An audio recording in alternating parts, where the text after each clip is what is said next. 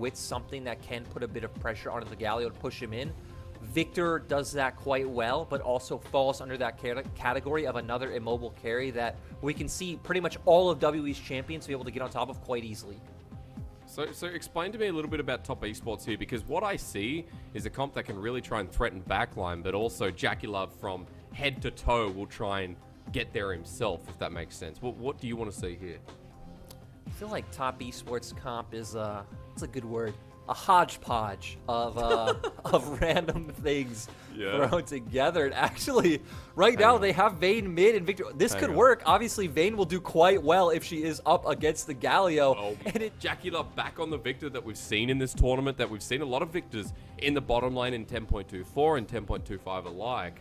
Let's see if it works out, though, because this could be a big... To see if WE can fight back in this series that's always been so entertaining to watch. Good to have the crowd back as well. I definitely did miss the gyos. One of the highlights of the LPLs, being able to hear those, but getting back onto the Rift with top esports comp, I'm not really quite sure how it all comes together. Just kind of like walking through piece by piece. When you have something like a Viktor in the bot lane, it is a lot more about kind of neutralizing the laning phase, because Viktor does get to a point where he could just kind of spam that E, be able to clear out those waves quite easily, allow Jgl to look for roams. Oh, Jiumeng, this is going to be a lot of damage. He's going to have to flash here, Lyric. He's already used Cleanse over the wall potentially, but this is not his side. First blood, but the flash is matched, of course. JackeyLove or Jgl, who's going to find it? Zenith Blade's back up and available. They stun him, and JackeyLove has first blood. And Jiumeng aggressively going into the enemy jungle, maybe trying to get a ward on the blue buff, was quite strange because, I mean, he saw Jgl in front of him and he just kind of walked up and said hello. We need to remember that Jgl obviously comes from the WE organization, so, you know, probably some like shared experiences and history between this player and some of the members of WE. But let's just remind the audience what that means of this first blood going over. There is now a Darksteel and Doran's Ring in JackeyLove's inventory, but Jiumeng has no summoners. So we were already looking at top esports composition a bit strangely. Karsa definitely has an avenue to punish if WE's bottom lane overextends. Jiumeng also has no potions, so, you know, if he gets traded on, JackeyLove has 3.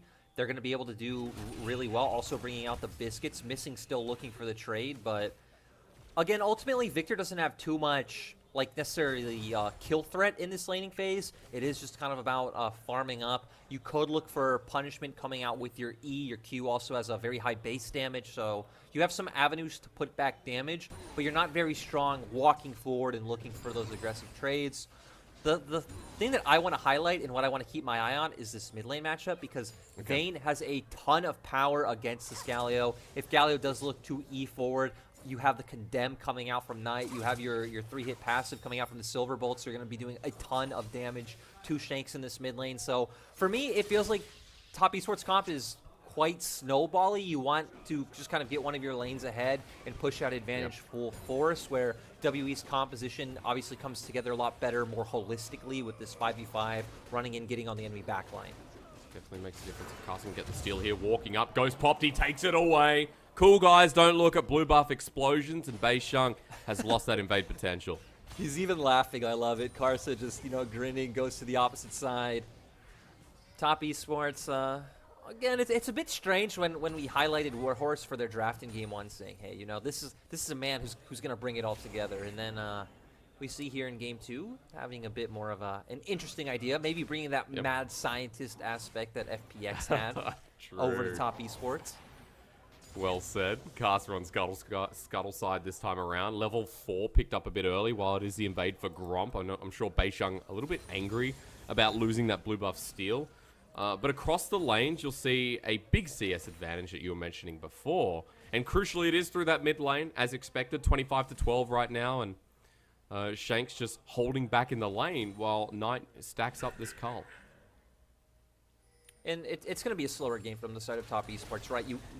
Pretty much all of their champions are champions that spike on 2 or 3 items. Of course, Karsa wants that Triforce. Akali wants to make her way probably towards that Rift Maker, since it is going to be a bit more of a bruiser build. As Shuriken Flip lands, 369 forces the flash out of Breathe. He's back in the lane. Well, down the bottom lane. Good Zenith played here, but the Facebreaker lands on both. JackeyLove doesn't have his flash from the earlier play, and there's a retribution. WE get one in the bottom side. So we do see Karsa not able to punish the advantage they got in the bottom side of the map, but I love that we're highlighting Knight once again, because this really feels like it's going to be the point where the map is made or broken for the side of Top Esports. If Knight can keep stacking up this advantage, get to that first item, really bully out, you're going to have a really easy time as Top Esports to just hover over towards things like the Drakes or the Rift Heralds and pick those up pretty easily with Shanks forced out of the fight. We need to remember that for the side of WE, though, they do have double TP, so you could always look to easily find tempo or make numbers advantage picks to get back in onto these neutral objectives. So there's definitely two very different stylistic matchups for these champions on, both sides of the Rift. I also want to highlight that it is Predator on Galio once again, so, if teleport's not up, Predator can also be used within 3,000 range, if I'm not mistaken. I also like to pick up here. He's gone for the Seeker's Armor Guard nice and early, which is going to give a lot of armor to deal with this nuisance of a Vayne, so that Shanks can survive and at least pick up some CS and get towards these fights that we talk about. I want to see where Breathe goes with his item build. You would expect it to be the Rocket Belt. That's obviously the most common thing on Kennen, but we have also seen Riftmaker come out in some scenarios. Again, has the Omni Vamp a bit better for these long, extended fights, which is what Top Esports wants, but since your comp is more burst-oriented, maybe the Rocket Belt just is the better play and goes along with your win conditions much better. Might have to question where we're going next, though, Lyric, because in the bottom side, Flash Burn again, Facebreaker onto draw. He used his flash before, but it was timed well from Missing to catch him off at that, while Karsa just does Dragon, and meanwhile, so there's nothing to see here, boys. See you later. And you just look at Karsa on the player cams. This guy is constantly smiling and gritting, so... True. Top Esports, maybe Karsa realizing he shouldn't be able to get away with that sneaky Drake when WE do have the prio in bot lane and Beishang is on that side of the map, but you can look at Shanks not having a good time. The CS differential is only getting worse and worse, and the sad thing is the gank potential isn't even really quite there yet. Maybe once Beishang hits level 6 and gets to Ragnarok, 369.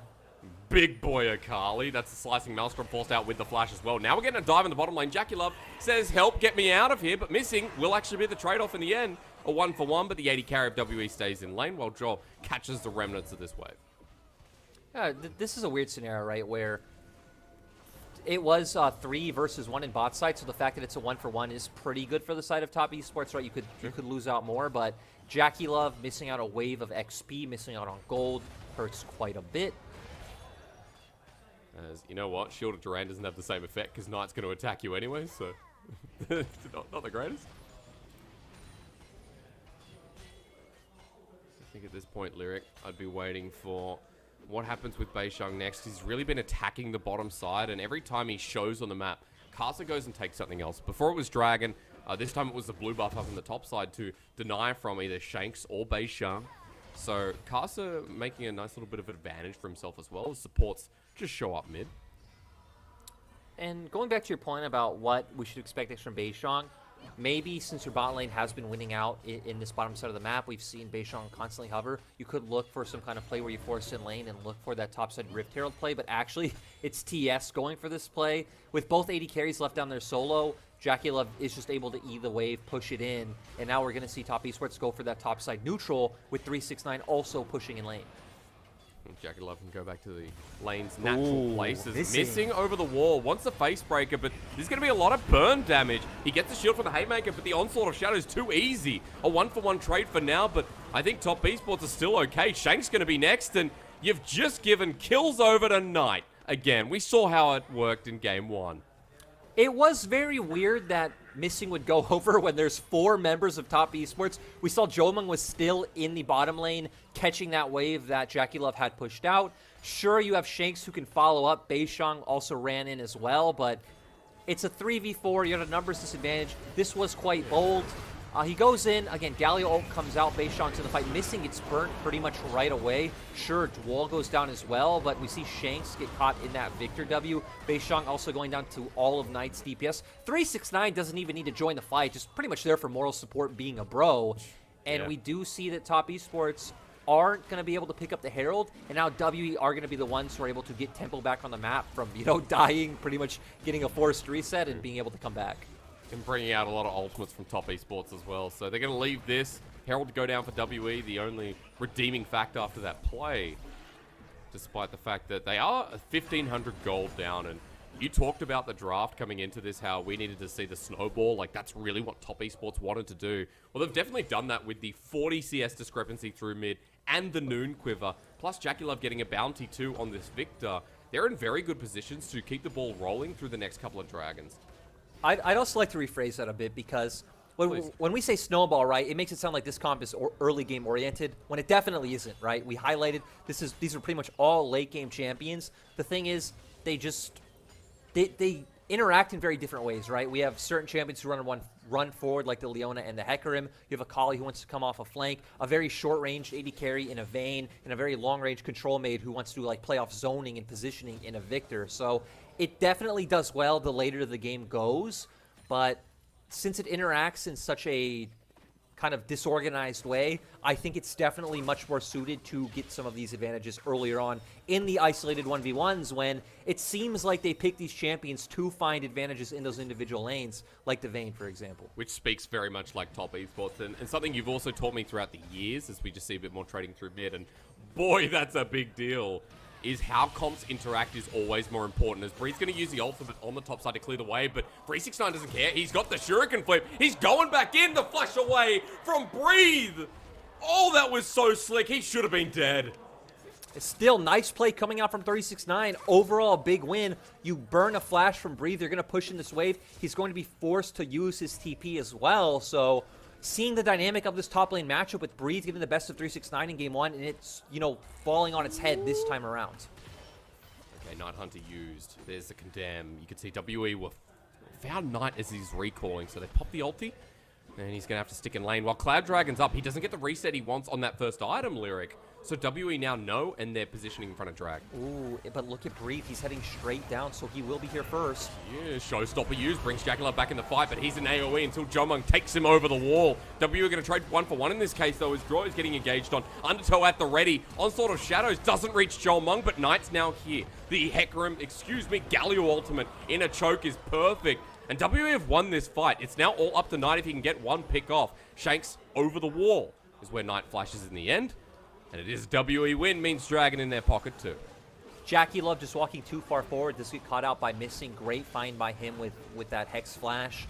And then we did see the weird way that top esports comp works out, right? It goes in a lot of different directions. We saw Knight wanting to play a bit more far back, while Karsa going in. 369 can't really just run forward into the likes of Sett and Galio. That's not optimal, right? He needs to find a way onto Jiumeng to burst him out right away. Isn't able to do that. And, you know, we're going to see here JackeyLove aggressively walking forward with the E. Actually just allows Missing to face breaker him. Great flash coming out to get that ultimate. And then Jiumeng finishing it off with his ulti as well. Jgl is going to get low, and beishang's going to pick that one up. But hey, Missing goes down as well. And like we said, right, there's really no great way to play this. You are split off on both sides. They're able to pick off Karsa there as well. And the Knight's kind of left by his lonesome. Very short-range champion has to flash out to safety himself. Same kind of coordination we saw from WE, right, where, you know, like they put top esports in an awkward position. And yet again here in the early game, showing some finesse through their gameplay. And after that play, Lyric, speaking of, we've got a Gore Drinker Olaf. Beishang is 4-1-2. So a very good position for WE to start fighting back in this second game. Yeah, and one thing I'm wondering in terms of items is where we are at in terms of JackeyLove's upgrades. Of course, Viktor's passive has been changed, right? It's not about buying the Hex Core anymore.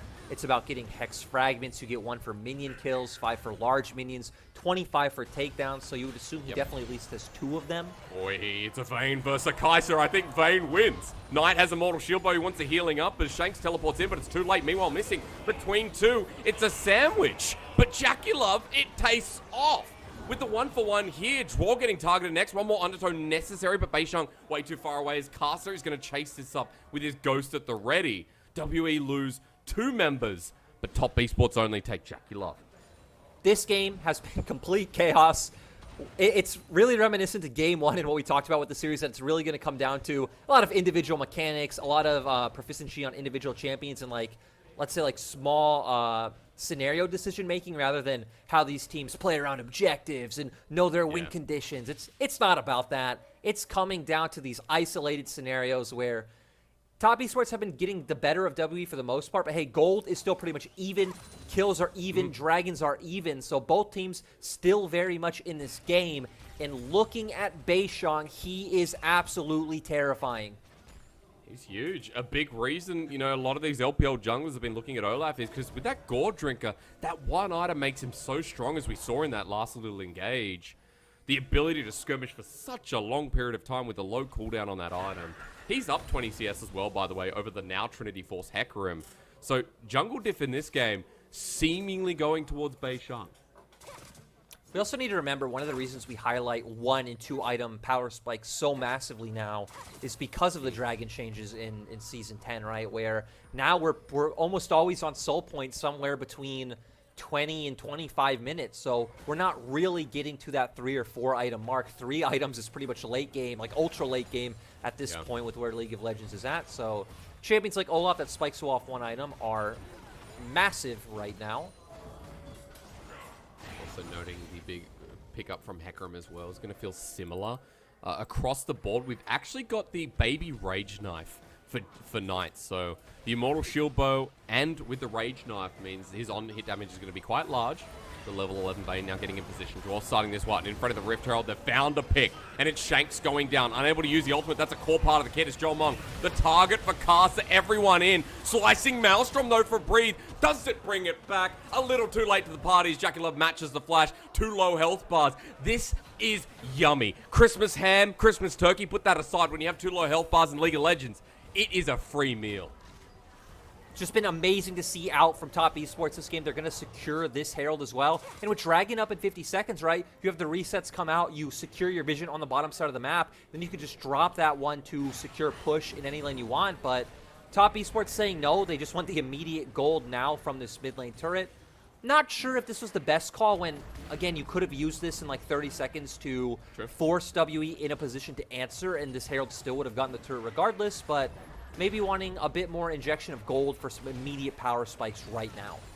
Yeah, give JackeyLove, you know, that bit of edge. He's got the Aether Wisp in his inventory, and he's 3, 4, and 6, but that was a lot of gold, considering it was first turret blood, and actually puts top esports in a commanding lead for now. Jiumeng at half health as 369 is on the hunt, but the rest of WE here to back him up. Shanks even uses a Predator. They're chasing Akali. Shielded Ran necessary is into the Shroud. The O was not maintained. Facebreaker there. 369 doing a lot of damage. No Shuriken flip there. Can they kill Galio? Yes. Before he ults to safety, top esports going forward again. 1 already killed. beishang in the choke. Zenith Blade used, but Ragnarok as a response. Karsa zoning out the backline. beishang has nowhere to go but forward as Breathe is coming in too. The poke through there, and Gore Drinker remains super strong. Facebreaker from Missing as well. Turns the play for WE. 369 jumps back in the Shuriken flip. It doesn't end here. Feels like LPL all over again as Karsa is chasing up on Breathe. 369. 1 more tick at the Slicing Maelstrom, while up on the top side, Knight versus beishang ends in the Vayne's favor. It's an ace, baby, and top esports all the way. It's complete chaos. We're not even getting team fights. These are all individual skirmishes and 1v1s coming out from each side. TS initially finding an amazing pick onto Shanks, but we saw a lot of skill and flexing coming out from the likes of Missing and beishang as well to punch back. But in the end, top esports are the stronger team. Great play coming out from 369 on the back end, and Knight has been such a spectacular performer. Is going to pick up that Rage Blade, which of course, with that Phantom hit passive, it does work with the Silver Bolts. It does work with all the lifesteal that you're getting from your other items as well. Knight going to be such a menace in this game. Here comes Shanks, though. 369. First flip dash out, excuse me, with a perfect execution. Dodges away. That was smoother than butter on toast. That was clean. That was clean coming out from 369. And again, this is why we've always hyped this man so much. And I think definitely a top 3 top laner in the LPL, like no doubt in my mind. His flexibility is nice. Knight now onto Missing. Solo laner number 2. Batter up. Onto Missing. Dodges the way. Good little Q there. Goes invisible. The shield of Duran. Absolutely magnificent. That stops the play before Missing goes down. Yeah, that was a bit of a head scratcher. 3 for Knight. He doesn't have a 3, 6, or 9 in his name, but that was definitely a 3. That was a I mean, he knew at least one person was there, and you don't see any of W on the bottom side of the map, so theoretically you should know that there are numerous members on top side, but we're going to go back to the skirmish earlier where 369 and JackeyLove comboing well, but I'm going to pause on this replay because we have some shenanigans going on in the bottom left of our screen.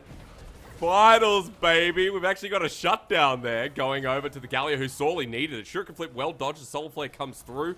369 got low as well. And Lyric, look, 27 kills, 20 minutes into the game. This is a good game too, to say the least. I think it's very fair to say these teams are extremely hypey right now. They're going in nonstop. We keep seeing pickoffs in the side lane, and it's kind of funny. Sure, we have a Galio coming out from Shanks, but we're not seeing him like ult to a side lane carry and find these picks. Top Esports are just so far overextended. Numerous members of WE are able to walk to that side of the map and just find these pickoffs. So Top Esports getting a bit too far ahead of themselves. They are only 2K up and only a 1 dragon advantage over the side of WE. But again, I feel like in terms of scaling, TS are like far and ahead the better team. But I don't think that shuts WE's comp out because like we said, right, this comp as a 5-man squad that can run forward, there's definitely going to be opportunities to just burst out members from TS. Yeah. And how it's coordinated as well, right? Like as you were mentioning before, the coordination a lot easier. It does build on each other. 369. Wait, you're doing this again? Shuriken flip? Not going to take it. Has the ultimate available. Also has teleport to note here where Shanks does not. So any plays towards the Baron side of the map are going to be matched here by the Akali. Breathe has the same though with the spellbook. So a 1-for-1 there in summoner choice. Across the board, any crucial items here, Lyric, because at 2 minutes 50 we finally get a chance to talk. And I feel like it's important to note we have second items coming across the board for most members.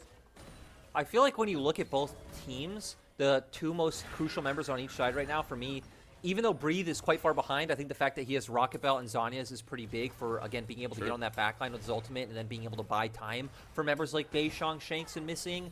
And on the opposite side, it's the Knight show. He's so far ahead. Immortal Shield Bow into Rageblade, right? We talked about how it interacts with Silver Bolts, how it interacts with the Lifesteal coming out. So Knight really going to be a menace, and as long as he's not tumbling forward like he did in the 3 members top side, he should be able to completely take over these team fights. As he has been taking over his lane all game long. You know, that QSS, the shielded Duran, not going to do too much, nor is the Kennen for the first round. Baron was started there, Hyphily. As teleport coming in, Lyric, and this is 369 as we talked about. He sprints in, wants beishang. The level 14 Akali, there's a Shuriken flip. Perfect execution is available, and there's a bit of damage down, but beishang will heal up. Top Esports have deep side vision. Another thing I want to highlight. Oh, wait.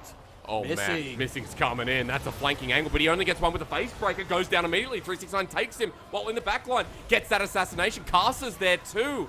And WE, it looked so perfect. The damage too much to deal with. And because Missing doesn't get the face breaker, it all falls apart.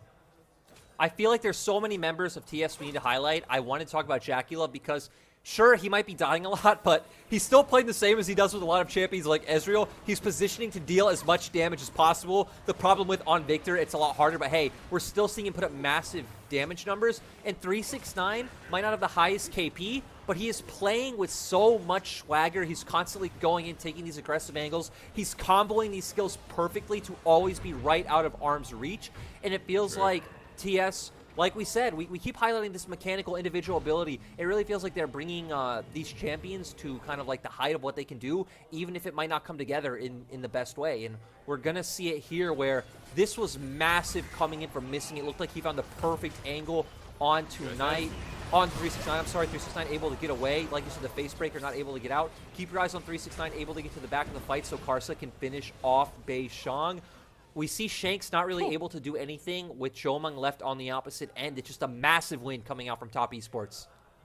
JackeyLove just blew up Jiumeng as well. And, you know, Knight had some really quality moments.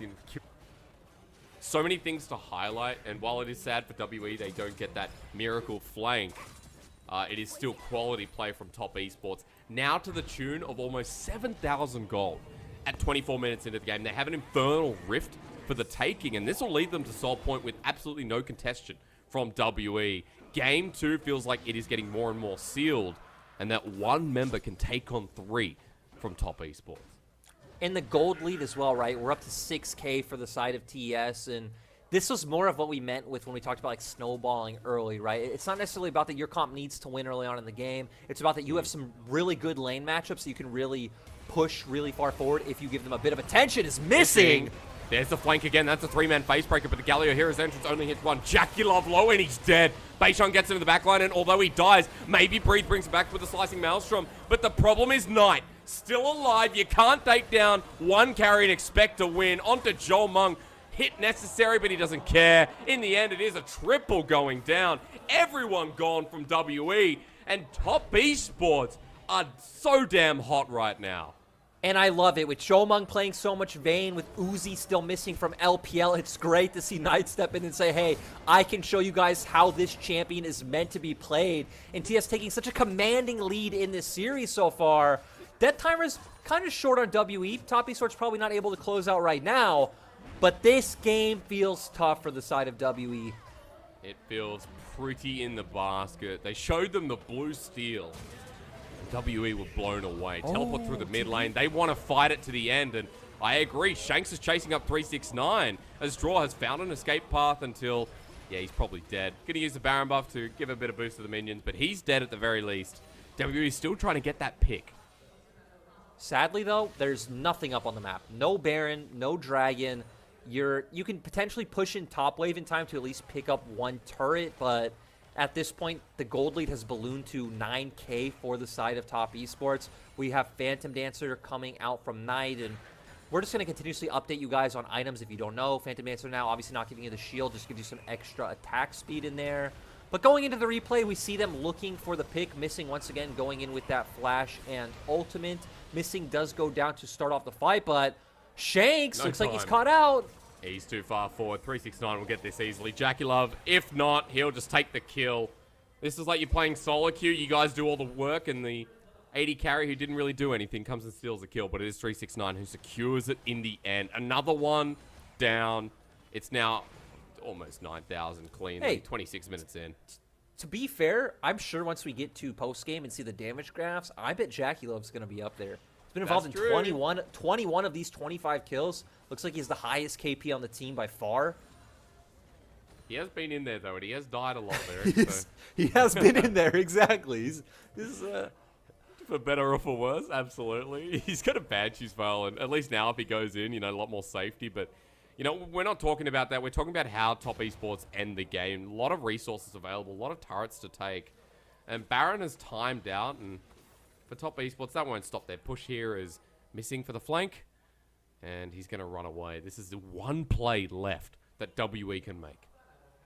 WE can potentially look to catch TS out on one side because their comp realistically can play out through all 3 lanes with Vayne and Akali and Silence, or play out through 2 if you're kind of skeptical of Shanks looking for a play on one side of the lane. And it does look like WE are going to go for that. They see that Karsa is topside. There's a teleport coming in. Missing, rolling in like thunder. But is he going to act like lightning here as he strikes down pretty true? Knight still back, untouched. Missing, doesn't get the face breaker on the Vayne. Watch Knight. Tumbles in, still hasn't been hit, and he has a lot of life still. He gets shown up, but breathes on him. There's the crucial pick that we're talking about. And with Knight going down, now 369 has to find Shanks, but a little bit too far away. Top Esports maybe breaking the base with Karsa, but at least WE got a couple. Definitely much needed gold injection coming in from WE. It's also not too bad that that inhibitor goes down, right? Because you're going to have Sleeper Indians funneling into your base, which means you are going to pick up a bit more passive gold. The problem now is Top Esports have guaranteed push in both mid and top side, with Dragon coming up in only 45 seconds. It's felt like this game was potentially done and dusted for a while, so WE getting a bit more gold is quite nice. The way they played around that lack of vision that TS had around that side, you can see from 369's TP that he started to run towards mid to push another lane, had no idea that Missing was still behind the rest of Top Esports. But let me just say, Missing's putting in a cracking effort in this game to try and bring this back. You know, because this game has felt over for a while, as you've said, but Missing just won't give up on these flanks, always finding the counter position, and we'll see what happens next, because with this Infernal Assault, it'll definitely be in the bin. Top Esports have control, they're clearing out vision, and now that everyone from WE's up, they have to find positioning of their own. And I feel like there really isn't much W can do about this. They're clearly giving it up. They're making their way towards the Baron side, but realistically, Top Esports burn this so quickly they can start hovering over as well if WE wanted to go for it. So looks like WE just realizing, hey, they can't go for this. They want to buy more time, just keep clearing waves, maybe get some more items onto key champions like Karsa, and, you know, kind of take it from there. It does look like Top Esports still want to force a fight at the Baron. Protobelt used by 369. Beishang takes a bit of damage. The Olaf not feeling as good as he was in the early game. And Draw the one engaged on Jiumeng going in first. And Predators procced English. Shanks is walking in as well. And with the shuriken flip and missing at half health, he's a key member. Has to use a haymaker. Comes out of Beishang out of the woods. But going into the back line, Missing's dead before he lands. There's the burst once again. Breathe with a great ultimate, but it's already too late. Galio's ulting to his death too. Justice punch back in. Onslaught of Shadows. Put it in the basket. We've been going shopping this whole game long. And Top Esports finally make it to the checkout. Phenomenal display of mechanical skill coming out from Top Esports. Going to lead them to being 2-0 up in this series. Knight with a completely standout performance on this Vayne. Vayne, the Viktor from JackeyLove, 369. Not a bad foot here in Top Esports as they move to match point in the Demacia Championship in what was a stunning game. In that QSS tumble from Knight, in that one team fight, we're missing all timings, but hey, TS weren't exactly known for that throughout the year either. They were always known for individual talent, laning phases, and especially their team fighting has always been pretty much the most pristine in LPL. And I'm so happy we're seeing this damage graph because this is exactly what I expected. You're right. JackeyLove might have died a lot, but JackeyLove is always positioning to deal the most damage possible. Just again, sadly, on a champion like Viktor, if you are going to aggressively walk forward with every E and Q, you're going to die a lot. It's going to happen. JackeyLove accepted his fate, but